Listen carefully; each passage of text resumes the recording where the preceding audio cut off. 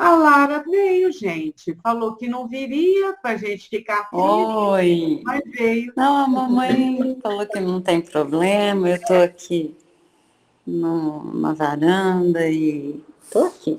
Ah, então tá bom, viu? Que nós ficamos super felizes.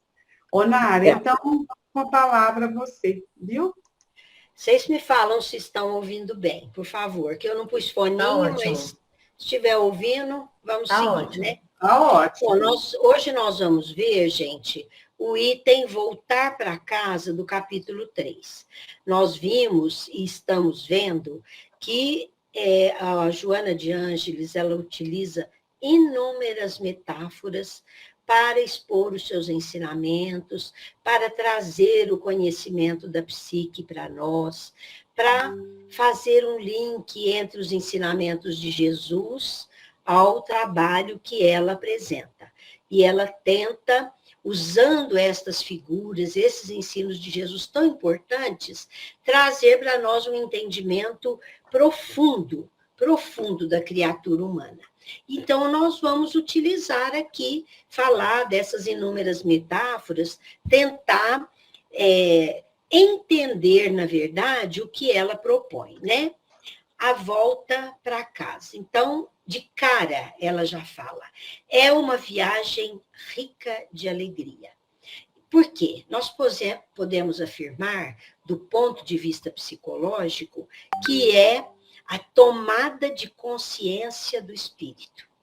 Voltar para casa, voltar para si mesmo. Temos falado tanto aí a necessidade de nós nos conhecermos. Então, ela vem falar o que é essencial fazer, o que é preciso assumir como espírito em evolução. Ela vem falar, volta para casa, é, sobretudo, um momento do despertar do si, daquilo que a gente é, da nossa identidade, vamos dizer assim. Então, a volta para casa, ela fala que lembranças queridas, segurança, etc., né? Então, esse volta para casa, no sentido que ela expõe, representa para a criatura a segurança, amadurecimento, momento de olhar para dentro de si mesmo.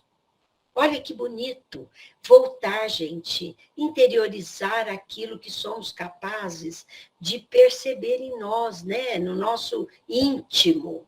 Então, nesse primeiro item, eu entendi isso. Em qualquer momento, vocês podem me interromper, podem falar, abre o microfone, fala, pode, às vezes, discordar alguma coisa, nós vamos tentar entrar, né, achar um ponto de entendimento.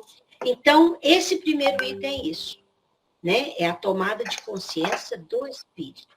É voltar-se para si, assumindo as suas próprias condições de saber quem a gente é. Voltar para casa. Aí, em seguida, ela fala do Pai misericordioso. O Pai misericordioso é apoio e amparo. Outra metáfora usada pela benfeitora, que fala apoio, amparo. Esse pai, gente, não hesita, não vacila em nenhum momento de demonstrar a plena confiança no filho, na sua autonomia. Então, eu achei muito bonito quando ela diz, nem quando ele quis ir, permitindo-lhe a liberdade de escolha, até a liberdade de se enganar, ele foi misericordioso. E eu, tentando transferir para o entendimento nosso, é o que Deus faz conosco. Ele nos dá liberdade. Às vezes, até equivocadamente, nós fazemos escolhas, né, equivocadas, tomamos decisões, tomamos atitudes, ele permite. Deus não nos impede.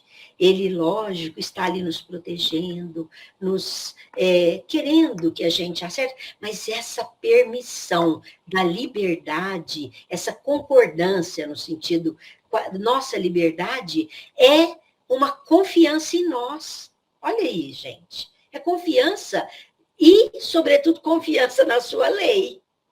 Porque se ele confia em nós, ele sabe também que isso vai fazer parte de um aprendizado profundo para a criatura, né? Então, eu acho que é isso que Deus faz conosco. E também, se ele nos dá essa liberdade, ele é Pai misericordioso também na volta, sem nenhuma reprimenda, isto é, eu estou aqui, apenas oferecendo o amor pleno que eu tenho por você. Gente, eu achei tão lindo, porque eu fiquei pensando, assim, Deus, né? Porque ele, nesse parágrafo, Pai misericordioso, ele está, assim, mostrando aí, ou a Joana está mostrando, o grande amor de Deus por nós. Em qualquer situação, quando nos permite agir com liberdade, até em escolhas equivocadas, e na volta. Depois ela vai falar mais, então eu não vou falar tudo agora, né? O que ele quer oferecer? O seu amor pleno. Daí nós já tomamos conhecimento, gente, com limitações nossas do que Deus é. Porque nós não temos noção do que Deus é. Nós achamos, nós pensamos, nós acreditamos, mas Deus é muito mais do que aquilo que a gente pode captar e pode, vamos dizer, aurir e pode compreender. E é isso ali que ele fala, né? Que ela fala, e que Jesus fala na parábola, vamos dizer. Nara, desculpa, eu vou só me interromper só um pouquinho. Você falou isso, a gente não tem noção. Tem hora, às vezes eu fico orando, assim, eu falo, meu Deus, mas parece que eu não entendo mesmo. Aí eu fico com Jesus, assim, não. Porque eu falo, pelo menos Jesus parece que dá para eu entender melhor. Eu já vi muitas pessoas falarem, eu oro a Jesus, porque parece que ele é mais acessível para mim. Deus é tão grandioso, mas aqui ele deixa ela... Ele mesmo falou, quem vê a mim, vê ao Pai. Sim, sim, não temos dúvida, né? Assim, eu vejo as pessoas falando assim, eu oro a Jesus mesmo, porque eu me sinto assim, mais igual, né? A ele, lógico, com as diferenças, mas a pessoa sente. Deus, gente, é um enigma ainda para nós. É um enigma. Mas ele deixa claro que é extrema misericórdia. Isso aí, e aí nesse parágrafo, mostra muito isso, né? Essa postura do Pai para conosco, de Deus para conosco. Até aí tudo bem, gente? Aí vem o terceiro parágrafo, né? Em casa. Então, em casa, o que é estar em casa, gente? No meu entender, ela quis dizer o estado íntimo. Quando a gente desperta, nós estamos em casa, eu sei quem eu sou e eu posso agir do jeito que eu quero, eu estou em casa. Né? É a consciência da necessidade de afirmação do self. É quando nós temos esse despertar para a realidade do self. Então, estar em casa é quando olhamos para dentro de nós mesmos e já reconhecemos quem somos, com as nossas dificuldades, imperfeições, mas também com a nossa capacidade de ser mais, com a nossa capacidade de ter essa consciência da nossa essência, da nossa realidade. Então, ali, em casa, no conhecimento do nosso mundo íntimo, nós temos todos os recursos que propiciam a saúde e o bem-estar. Por isso que ela fala em casa. Né? Quando a gente está em casa, a gente fica à vontade, né? A gente põe short, põe uma camisetinha e fica à vontade de falar assim, gente, eu preciso sair, deixa eu trocar de roupa. Eu aqui é assim, porque onde eu moro, esse povo é meio assim, isso, coisa, né? Um dia eu saí, gente, eu desci para pôr o lixo. Aí, puxando a conversinha com a outra moça, falei, tinha uma senhora descendo, aí eu falei assim, oi, tudo bom? Como você chama? Sim, a gente quer fazer amizade, né? Como você chama? Ela falou, aí ela falou, a senhora também trabalha aqui? Falou para mim. Aí, eu falei, eu moro aqui, vim aqui pôr o lixo. Ela falou, desculpa. Eu falei, não, bem, numa boa, fiz assim. E aí voltei, né, eu pus o lixo e voltei. Aí a minha funcionária falou assim, ô, dona Nara, faz favor de trocar de roupa quando a senhora for descer. Porque o pessoal aqui, assim, vai dessa, eu acho que, não sei, deve ter uns igual eu mesmo. Aí agora eu não deixo de trocar de roupa para ir lá embaixo. Mas é legal. Então, estar em casa, né, é um lugar que nos dá, a gente fica à vontade. E ali ele fala em casa, é a oportunidade de propiciar saúde e bem-estar, é a gente estar com a gente mesmo. Mas também ali, porque ela vai seguindo falando, né? Está o ego perturbador, que precisa ser livre nos limites impostos pela lei. Quando ela vai explicando aqui, nós não temos a liberdade total ainda, né? Ela usa, assim, até a palavra, né? Esse pai representa o nosso superconsciente.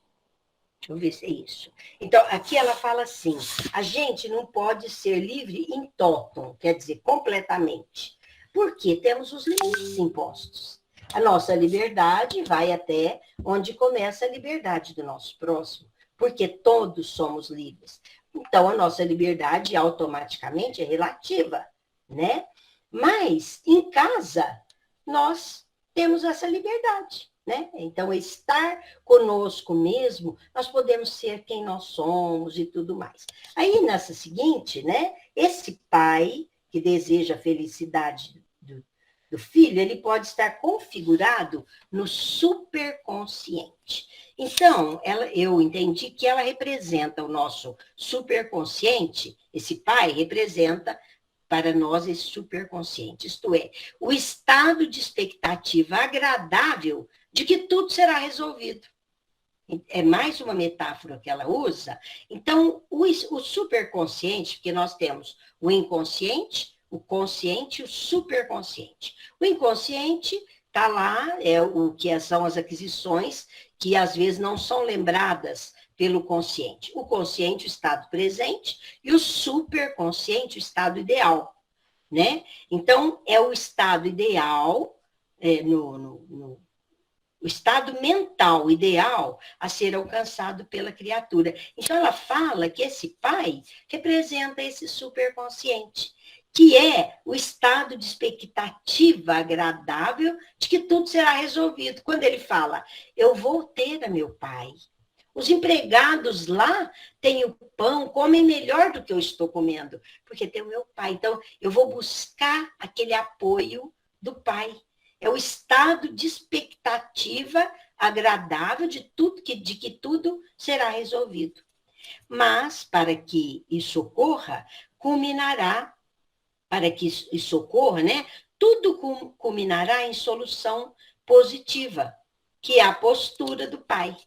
O pai compreende as desilusões, as experiências malogradas, mas não coloca culpa, nem remorso. Então, é isso que ele espera no pai. E aí, transferindo para o nosso entendimento, Deus é isso. Ele nos dá liberdade, mesmo para errar, mas ele compreende as desilusões e experiências malogradas, não nos colocando culpa. O que a gente ouve os espíritos falando? Não se culpe. Errou, foi uma forma de aprendizado. Retome, assuma, evidentemente, mas não se culpar, né? Então, só terminando, Aninha. Mas não colocando culpa, o pai faz isso, nem remorso, e sim deliberando para confiança e renovação. Olha que bonito que a Joana põe. Fala, Ana. Pode falar, Ana. Esqueci de ligar o microfone. Eu só quero colocar aqui que esse superconsciente é o self em plenitude. Então, para Jung, para Joana, o superconsciente é o self em plenitude. E ela fala isso em outras obras. Tá bom? Só isso. Que é o estado ideal mesmo, né? Muito bom. Vou anotar aqui para a gente já ir aprofundando. Então, gente, nessa metáfora dela, que ela fala que o pai não culpa, o pai recebe o filho, ele não colocou culpa, não. Só quer a sua renovação. Essa é a postura de Deus conosco, né? Então, o filho, não sendo censurado, não sente constrangimento nem vergonha. Ele sente o apoio.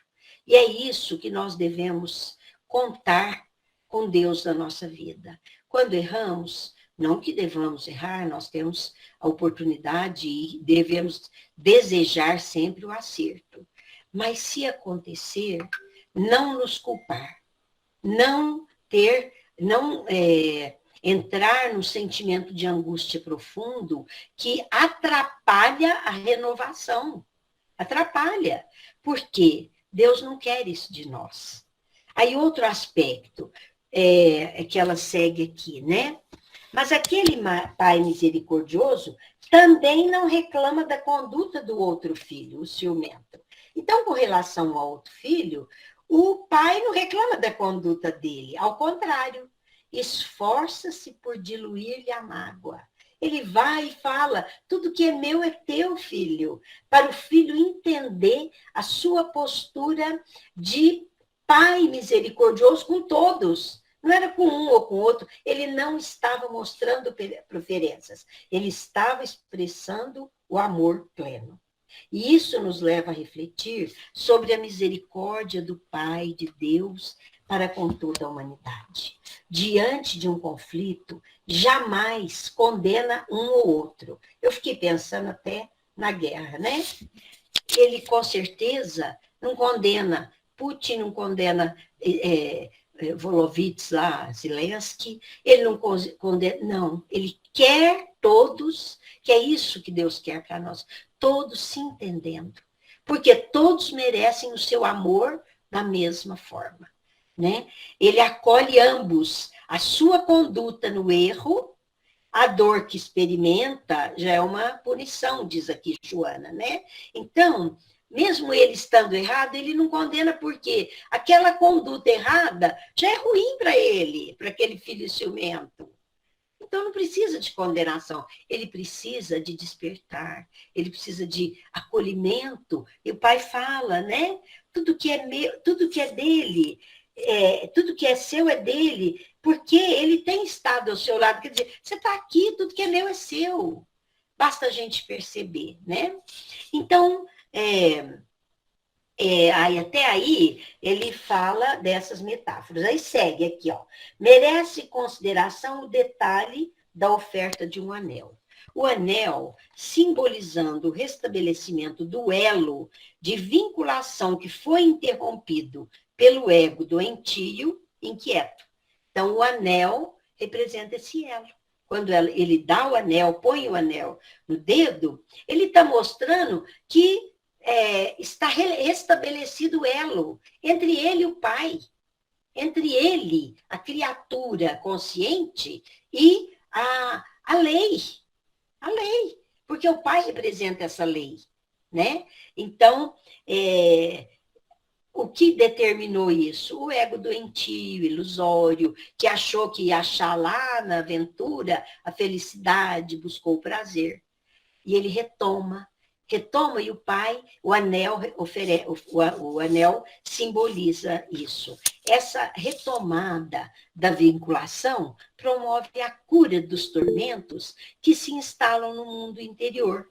Por exemplo, quando ele pensou, eu não quero ser filho, eu quero ser servo. Eu vou voltar para meu pai porque os servos estão melhor que eu. Então, ele não voltou com o intuito de querer o lugar de filho.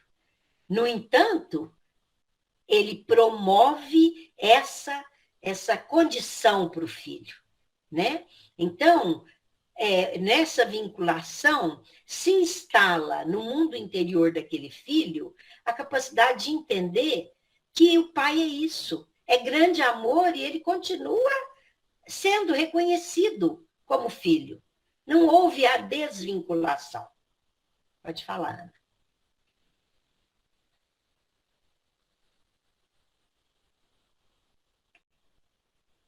Ana? O anel é um símbolo da época de Jesus que representa a aliança de Deus com os homens, com o ser humano. Isso. Então, por isso que na parábola, ele assim, destaca, ela, né, a Joana, destaca, né, isso.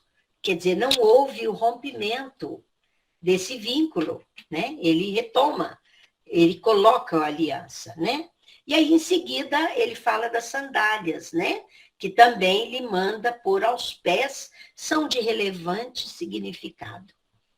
Psicologicamente, representam apoio para a marcha, para a libertação, protegendo o filho das pedras do caminho. E aí, a gente transferindo para a humanidade, a sandália representa o apoio de Deus para nós, gente. Das pedras que vamos encontrar nos caminhos, que são as atrações perturbadoras, os prazeres insanos, os gozos intoxicantes. A sandália, quer dizer, essa proteção que Deus nos dá, é toda uma lei colocada na nossa consciência para a nossa proteção. Basta a gente perceber, basta calçar essa sandália. Então, o símbolo que ela faz é muito bonito, porque representa essa proteção. Aí, seguindo, por fim, chegando a casa, o filho recebe um manto que o iguala ao pai. Reconhecimento daquele, sois deuses, igual ao pai. Não no sentido pleno, que a gente já estudou isso, mas com capacidade para a perfeição. Sois deuses. Não somos, mesmo vindo do erro, não somos párias, não somos servos. Somos a humanidade alguém querida. Aquele filho alguém querido, que merece respeito.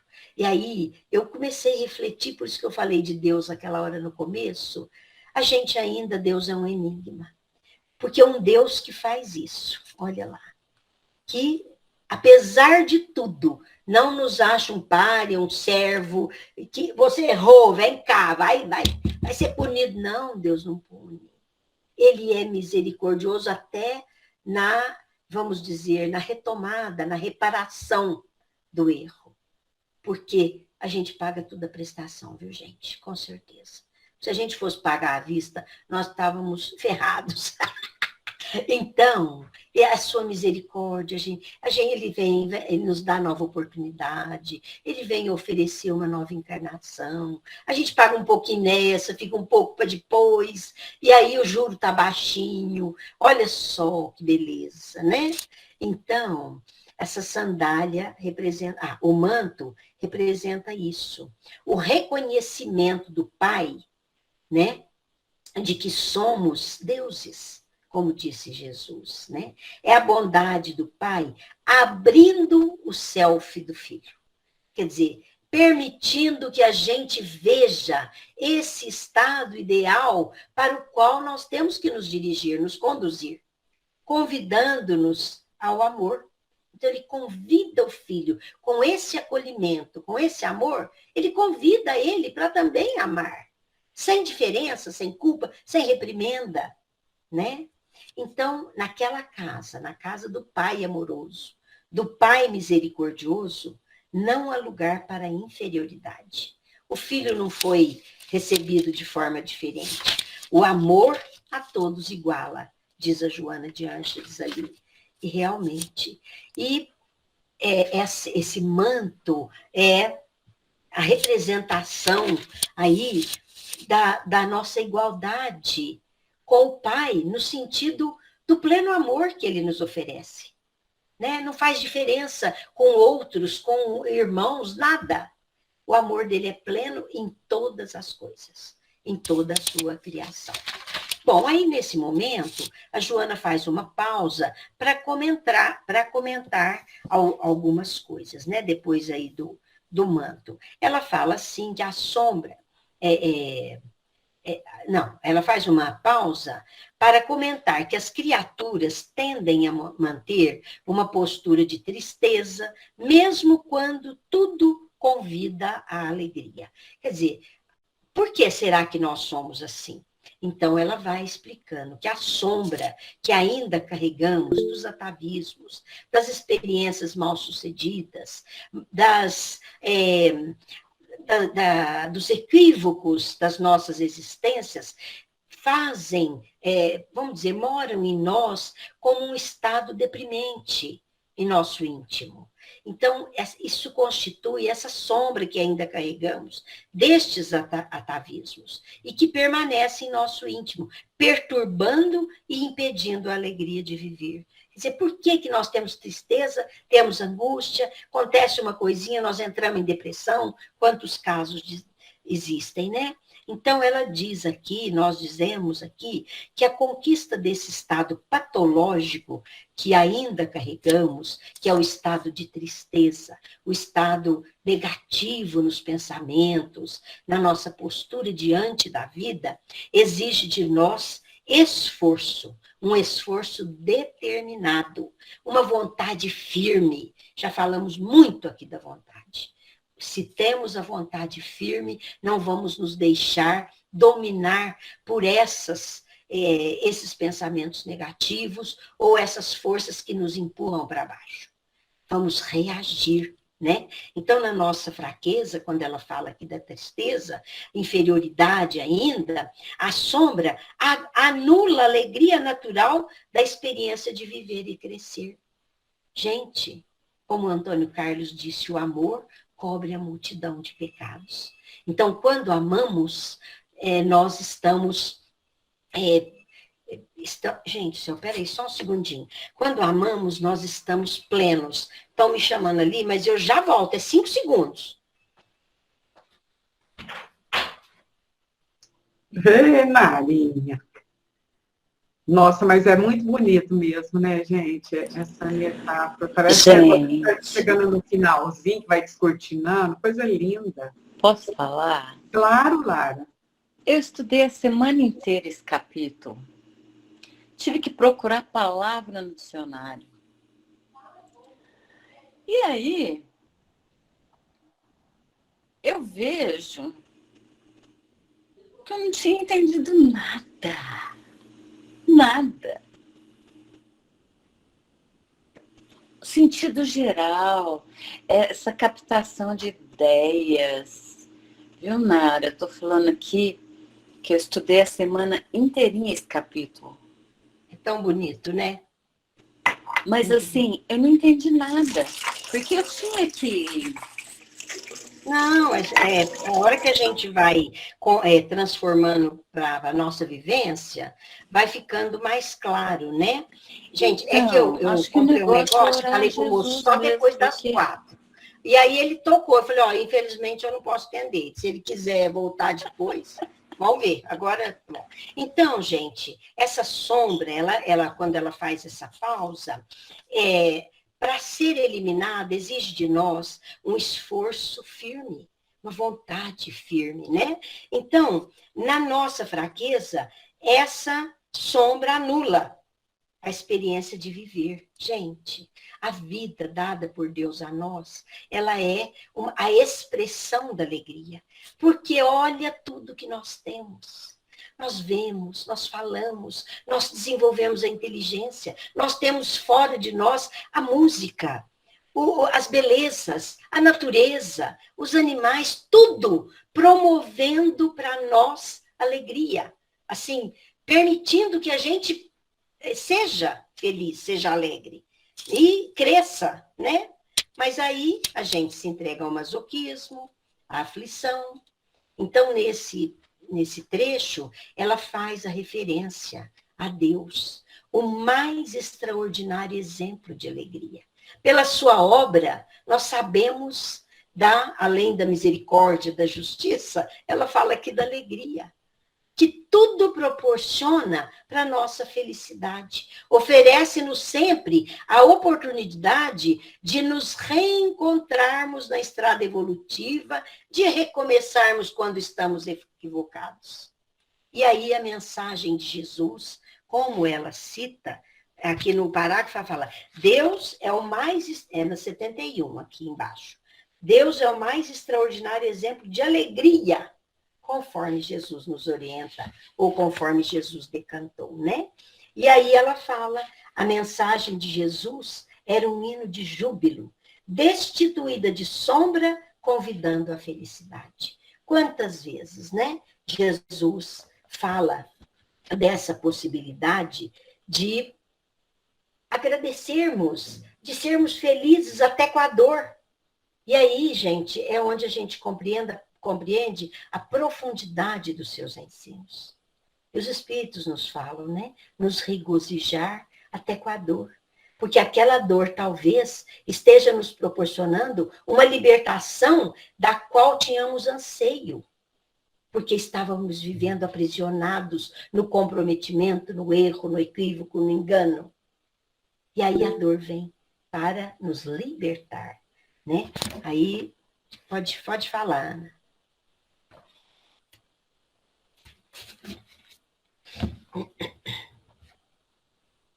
Pode falar. Eu só levantei a mão, eu só levantei a mão para ficar na fila, mas eu espero você terminar. Não, já aqui eu terminei. Eu vou depois continuar, mas sim. Pode interromper a hora que quiser, gente.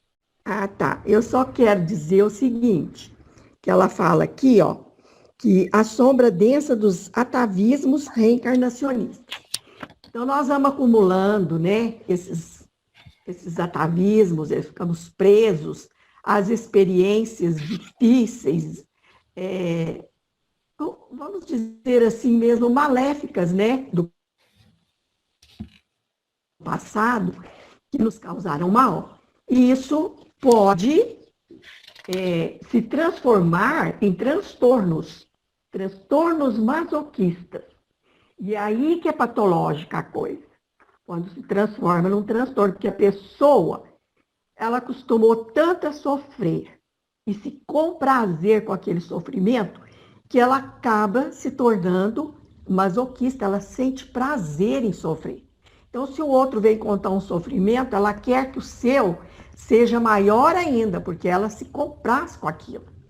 Então, nós temos que estar atentos às nossas dores, tanto de ordem física como de ordem moral, para não cairmos nessa de atavismos, ficarmos presas ou presos às dores do passado acumuladas, que podemos transformar em transtorno e sentir prazer em sofrer e não querer que aquele sofrimento acabe.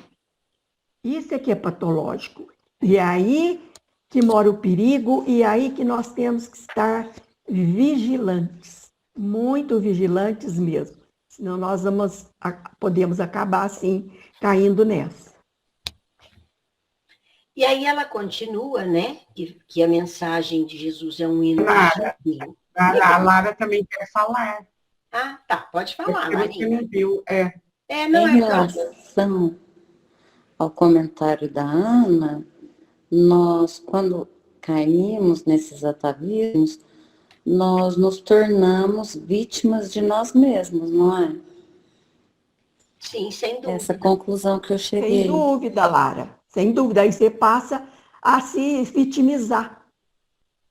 E também não é o melhor, né? Se colocar na posição de vítima, seja de outro ou de si mesmo.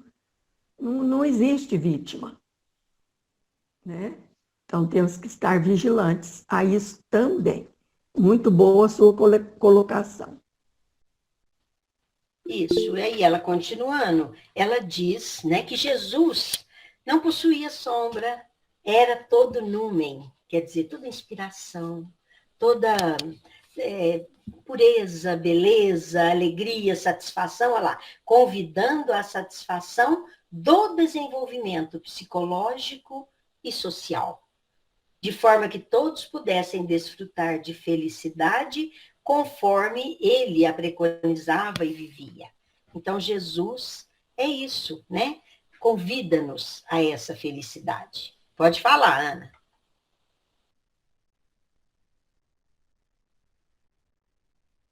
Eu esqueci de abaixar a mãozinha, Mari. É isso aí mesmo. Jesus era pleno, né? Jesus já tinha conquistado todas as virtudes possíveis. Então, ele já era um iluminado, um enviado de Deus. Como o Tonho falou, né? Eu e o Pai somos um só em pensamento. Então, nós temos, assim como nós temos uma essência divina, Jung fala também que nós temos um Cristo interno, que nós podemos atingir. Isso aí, continuando, ela fala, a sua mensagem é libertadora, né? Realmente, toda a proposta de Jesus é para a nossa libertação integral, produzindo bem-estar e autorrealização. Não adianta procurarmos outros caminhos. O caminho do erro, o caminho da ilusão, ela não nos leva à libertação, ao contrário, nos leva à escravização de sentimentos, escravização de comprometimentos com o próximo. Então, a mensagem de Jesus é libertadora. Quando nós conseguimos perceber isso, nós, e praticar, e utilizar isso, cada vez o espírito se torna mais livre. E essa libertação aqui, no sentido de emancipação do espírito para o amor, a virtude e para a verdade, o conhecimento. Então, é essa emancipação das duas asas. O amor, a virtude, conhecimento, saber. Emancipação do espírito. Essa é a mensagem libertadora que Jesus nos oferece. E quando permitimos-nos, diz ela ali, a tristeza, demonstramos desinteresse pelo desenvolvimento do self. Ignoramos a que o self nos convida, não é? E permitimos que o ego se manifeste como castrador, impedindo a solidariedade, impedindo a harmonia. É o ego sendo dominador, dominando o nosso estado mental, não permitindo que esse self seja alcançado. Né? Quando nós nos entregamos à tristeza, à angústia, recusamos a oportunidade de renovação, de vida, de crescimento. E ela acrescenta, a melancolia, a queixa, a insatisfação pode levar a criatura à autoanulação, para a morbidez existencial, quer dizer, para o estado doentio da existência. Então, nós temos que ter muito cuidado. Eu li alguns livros já de depressão, quando a gente ia fazer palestra disso, e o Bernard mesmo, acho que tem um, que fala disso, não sei se é dele, mas agora acho que é. E ele fala que a depressão sempre é uma falta de fé. Então, nós temos que trabalhar começa com a confiança em si mesmo, a confiança no outro, a confiança em Deus, para desenvolvermos a fé. Porque a fé nós não podemos dar, não podemos emprestar, não podemos nada. Nós temos que conquistar cada um.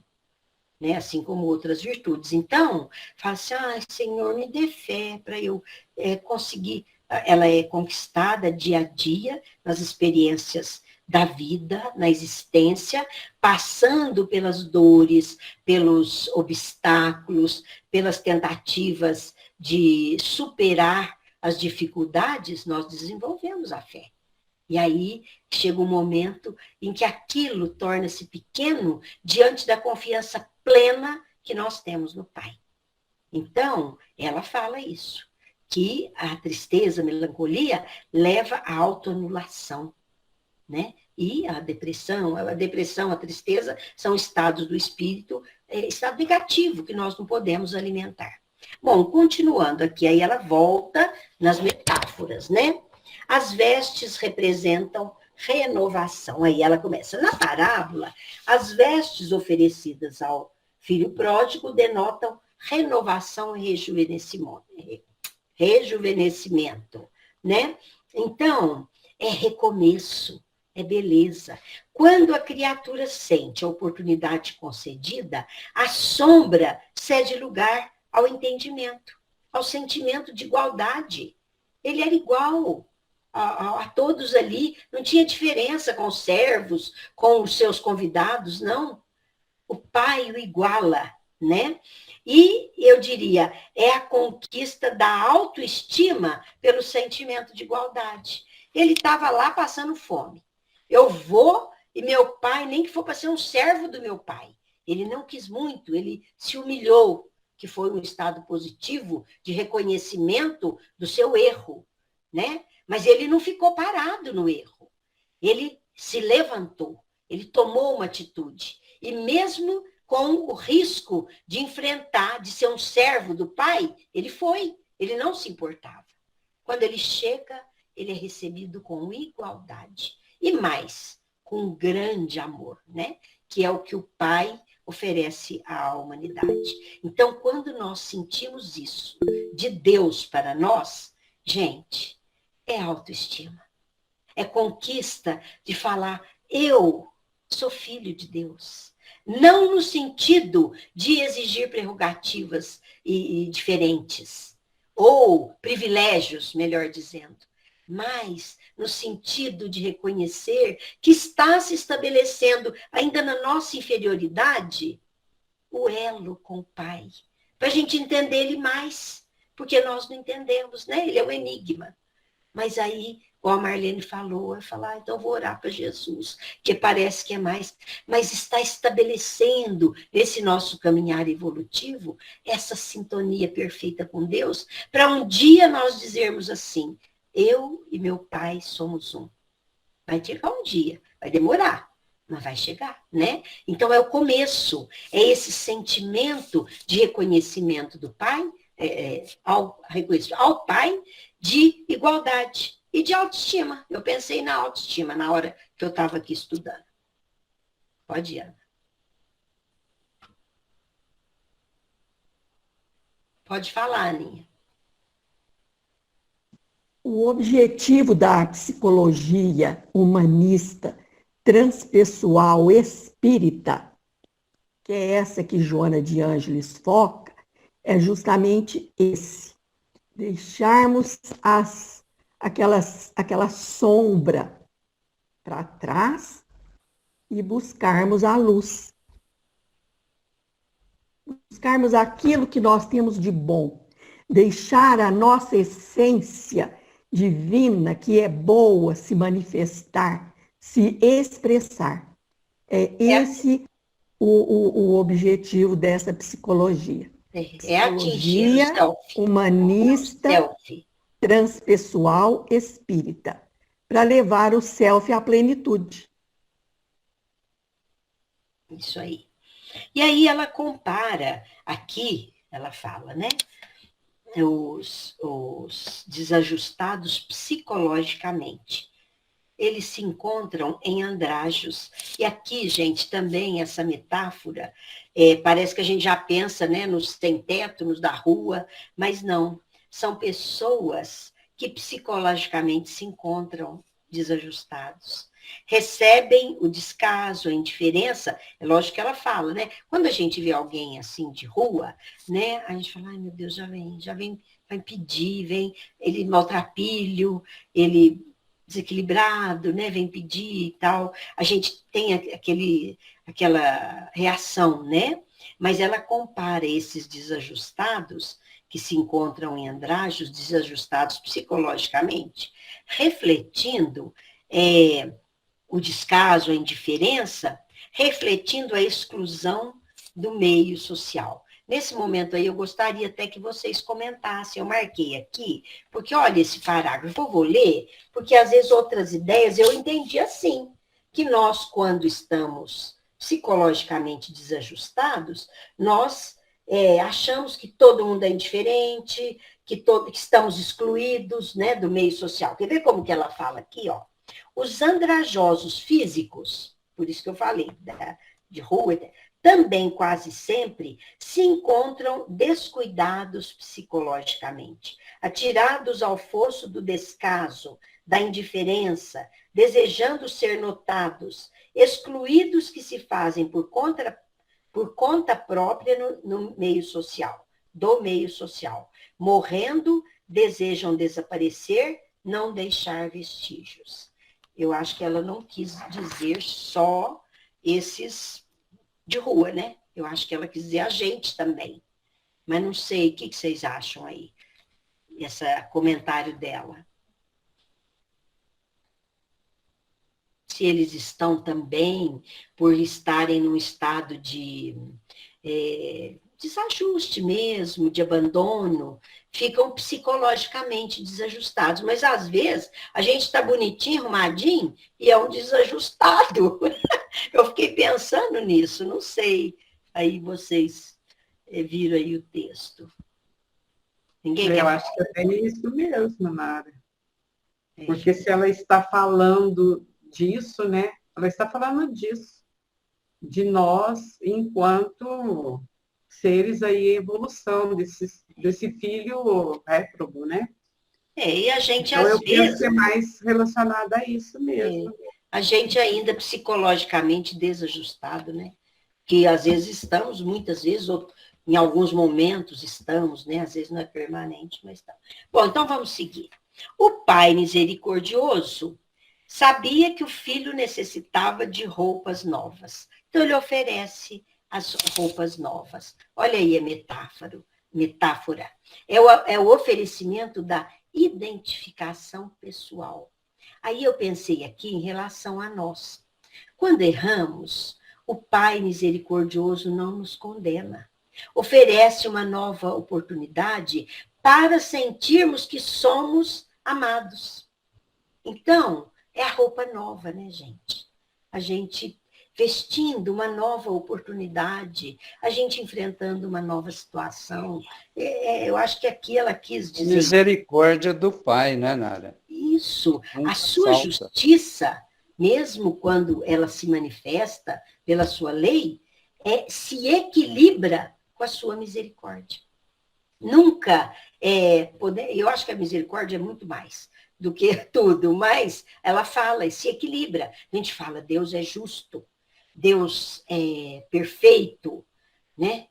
Mas ele é, acima de tudo, misericordioso. Gente, isso é tão bom nessa leitura, porque a gente vai entendendo isso, né? O filho, aí ela fala, né? O filho não é um réprobo, um fugitivo. A roupa, a veste representa a igualdade com os outros. Ele não seria inferiorizado. A hora que ele chegou, cheio de erro, chegou maltrapilho, ele foi igualado quando ele oferece a veste. Quer dizer, você, meu filho, Deus está falando para você, é a atitude de Deus para nós, né? Você, meu filho, errou, mas aqui estou para dar uma nova oportunidade, né? Quando erramos, nos equivocamos, Deus nos dá uma nova veste, uma nova roupa. Isso aí pode até desdobrar, né? Novas encarnações, o corpo é uma veste do espírito, e etc, etc. Aí segue a festa. A festa é sempre maneira de celebrar. Gente, quem não gosta de festa? Todos nós, né? Creio. Então, nós gostamos de reunir, de encontrar, de celebrar. Ele fala que não gosta, mas do jeito dele ele gosta também, né, Tonzinho? Ele falou uma vez para mim, nossa, nós ficamos a tarde inteira cantando com o violão músicas da evangelização do centro. Foi uma festa maravilhosa. Um dia que vocês foram não sei aonde, viu? Ele gosta. Então, gente, a festa é celebração. Mesmo o Tony não gostando muito, a maioria de nós gosta e muito, né? Nesse caso, o valor do pai, a segurança do lar, a vitória do bom senso e da realidade distante da ilusão. Essa é a verdadeira festa de Deus para nós, né? O pai ali, celebrando, representa essa segurança, representa o bom senso. Ele não culpou, ele não condenou, recebeu como igual, chamou o outro para a festa. O pai é o centro da festa, vamos dizer, né? É o valor que ele apresenta na sua segurança, na vitória do bom senso. E aí ela explica que o amor é luz. Ele não excede no epicentro, nem diminui a distância. Onde ele está, ele é luz, né? E para o pai, que aí ela vai falar aqui, ó, os dois filhos para o pai eram estrelas. eram estrelas. Novamente aí, nós ressaltamos, somos centelha divina. O Espírito é uma centelha, no dizer dos Espíritos, a Kardec. Somos deuses. E estamos em desenvolvimento contínuo para a individuação. Quer dizer, a formação do indivíduo psicológico como um ser distinto do conjunto, como um ser único, como um ser capaz de adentrar para essa plenitude, para a conquista plena do self. Então, os dois filhos eram isso. Ele não fez diferença. Eram estrelas. Seguindo, ela vai dizendo, pois bem, o filho não foi apenas recebido, foi abraçado pelo pai. Olha aí, gente, que figura linda. Olha, foi júbilo. Aquele abraço representa júbilo, alegria de reencontrar a ovelha perdida contada na história por Jesus. Ele pôs a ovelha no ombro. Ela estava perdida e eu achei. Jesus conta na sua parábola. E o pai, quando abraça o filho, esse abraço é júbilo. Quando nós nos libertarmos dos valores egóicos, quando nós nos libertarmos do egoísmo, os nossos valores interiores se transformam em claridades. Era isso, pai. Né? Ela diz que nesse momento há um abraço, um júbilo de saúde real em relação aos distúrbios da jornada evolutiva. Olha, gente, que beleza.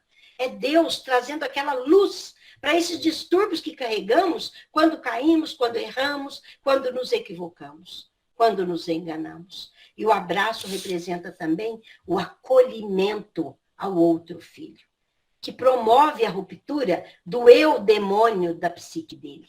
Ele vai e fala, tudo que é meu é teu, você esteve sempre comigo. Ele quer tirar o eu demônio, que ela diz aqui, da psique, para que ele perceba o self e queira alcançar esse self, e queira ir em direção a esse self. Eu entendo aqui que seriam os sentimentos negativos, esse eu demônio, o ciúme, o despeito, e nós ampliamos para nós. Deus nos dando a oportunidade de harmonizar nossas polaridades. É o abraço de Deus equilibrando o nosso íntimo, para que essas polaridades se juntem, se harmonizem na conquista do self pleno. Pode falar, Ana.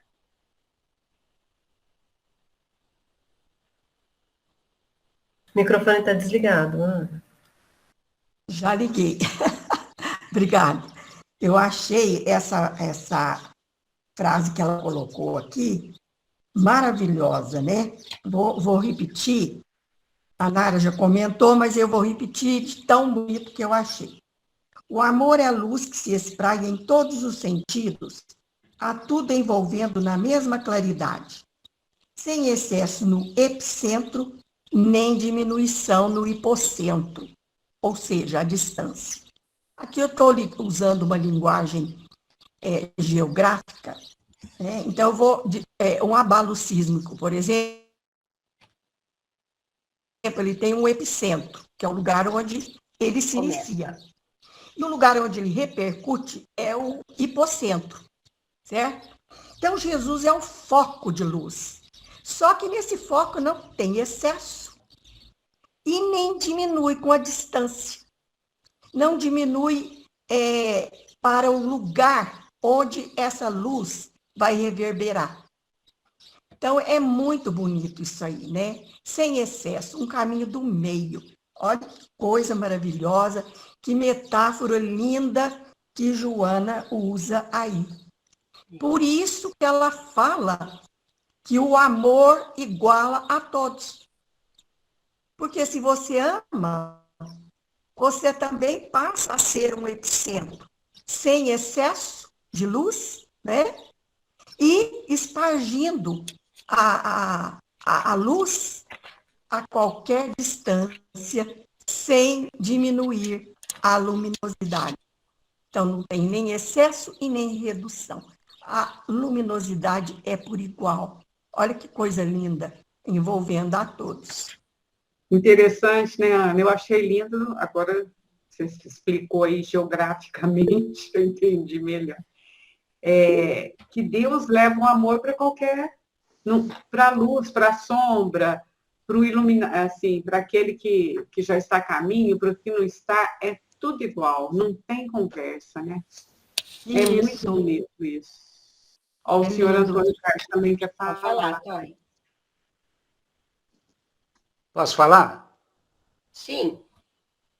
Eu coloquei no grupo uma poesia que eu fiz da parábola do filho pródigo. De cada versículo eu fazia uma estrofe. Pois vocês vejam lá. Obrigada. Vamos, Ah, tá bom. Marlene, só terminando esse coisinha, eu acho que não vai dar tempo mais, porque tem bastante coisa ainda. Assim, olha, Não, Fernanda, Nara. eu Termina mesmo semana que escrevi mais umas 3 folhas disso aqui. Vai continuar até acabar, porque está não muito... tem Verdade. problema. Não Tá tem Nós excelente. vamos ficar aqui até às 5? problema. É. Como nada? Ele falou, vai continuar até acabar. A gente vai ficar aqui até às 5? Pois é, já pensou? Não, na próxima Não, reunião. então aqui, ó. Vocês marcam aí a hora que ele fala esse abraço expande-se. Eu parei aí. Olha lá, ó. Que pode ser também o eu demônio. É na página 73, daí para frente. A gente Já continua, anotei. porque olha aqui, Porque tem eu estou uma com dúvida folha, no próximo outra parágrafo, folha. eu ia perguntar. Hã? Eu já anotei porque eu pus uma interrogação gigante no parágrafo de baixo, trabalhar Isso, pela trabalhar pela fusão. Então, Podemos essa é a começar dúvida. aí, mas é aí, né? Nesse assunto. Aí fica para o dia 24, né? 24/3. Isso. E aí, como eu já fiz tudo, é só dar mais uma estudadinha e aí. Não, bem, essa parte é sua. Ninguém vai abrir mão, não. Não, né, mas gente? se alguém quiser fazer, não tem problema. Só que eu Não, já fiz aqui outra trabalheira. Aqui, ó, tinha outra trabalheira, Marlene. Não, É bem. bom a gente aproveitar melhor do que correr, né? Como Eu diz acho a também. Ana, nós vamos dando uns pitacos. Isso aí. Então, Marlene, então era isso. Bem, nós vamos Ó, Nara, continuando. muito bem, mas eu acho que todos nós gostamos muito. E semana que vem tem mais.